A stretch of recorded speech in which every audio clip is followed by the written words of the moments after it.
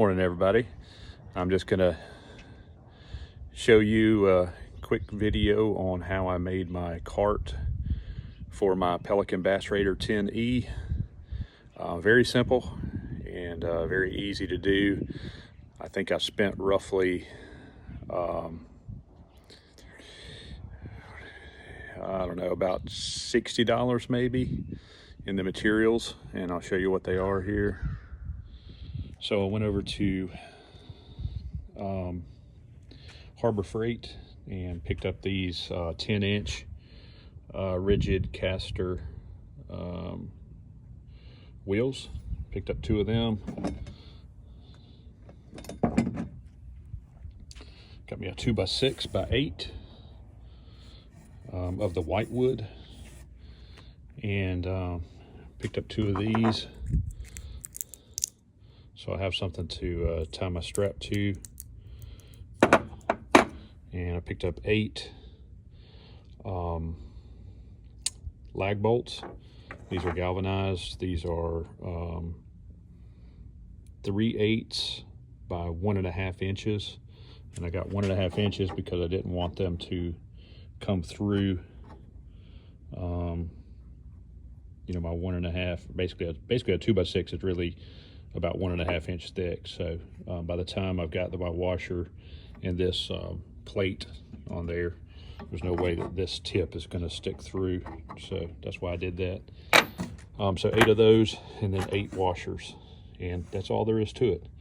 So I'll show you here in just a moment how it's made. All right, it's only me working, so I don't have a way to video myself doing this, but first thing I did was cut my 2x6 at 50 inches. 50 inches, 50 inches. Came in and made a mark roughly 3 inches from the end of the board, and this is where I will place my casters. And then screw your lag bolts in there. Don't forget your washers. One thing I will mention, don't over tighten them. You will crack the wood like I did. One thing too, I did drill some pilot holes, but evidently didn't drill them quite large enough, because like I say, I did crack the wood over here. But as long as you don't over tighten, should be good to go. We'll do the same thing on the other side.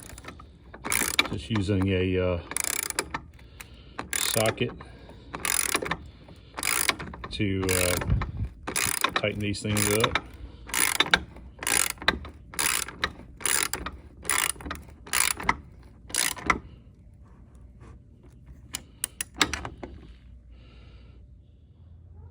All right, got the last one in. As you can see, this time I did not crack anything, so I drilled a little bigger pilot hole, so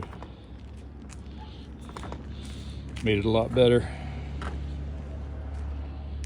All right, next what we're going to do is come right here in the center, and I'm going to drill me a hole so that I can put this in there. So we'll be sticking this in here, and that will give me something to tie to. Be back. So as you can see, I've drilled a hole there, and now I'm basically just going to screw this in. Okay, and there you can see it all screwed in. You will have to use something, you know, to give it some leverage to turn it, because it will get difficult. But there you go. Okay, everybody, there is the finished product.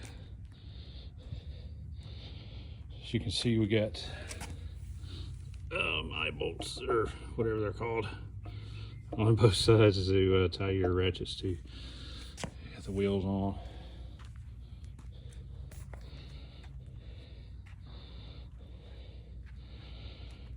So next I'll show you how it works. All right, so here it is on the dolly. The way I did this, just used some straps that I use like for a kayak or something, just little tie down straps. Went around the eye here, around this, just to attach it to it.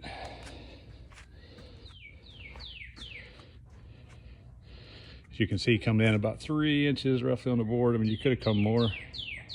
Could have probably come 6 inches, and it probably would have been about the middle of the pontoons. So just heads up, if you do this, might want to come in a little further, and that way your wheels will be right under the boat. But I think it'll work fine. I've already moved it around some. It moves around great. I'll try to get a clip of that and show you.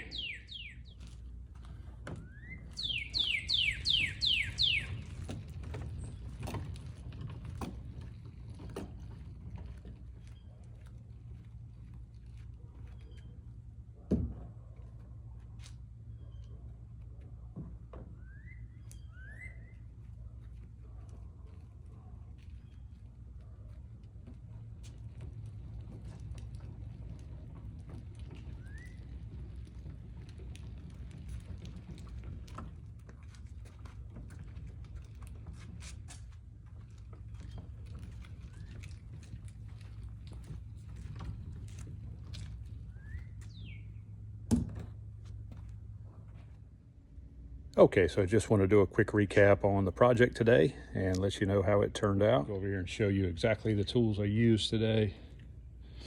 I used a screwdriver in order to tighten down that screw eye, and I never did tell you the size of that screw eye. If I can get focused on it here.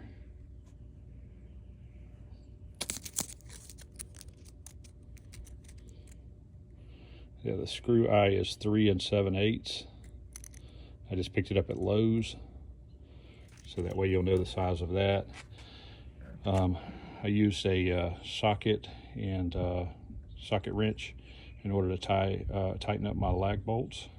Of course, you got to have a tape measure to measure out the 50 inches on the 2x6. You'll need a drill in order to drill your pilot holes. This is probably the biggest lesson I learned today, is that make sure that you drill your pilot holes big enough. You want to be just a tad smaller than the size of your lag bolts and your screw eye whenever you're putting that in. So that way you don't crack the wood. Of course, here's where my drill bits came out of. Here's where my socket set is. You will need a miter saw or a table saw, or you could use a jigsaw even, just something to cut the wood. You got one cut to make, and that's this 2x6, 50 inches. And that's it. So I hope you enjoyed the video. Let me know if you end up making one yourself, and if it turns out okay for you too. Have a good day. One-handed.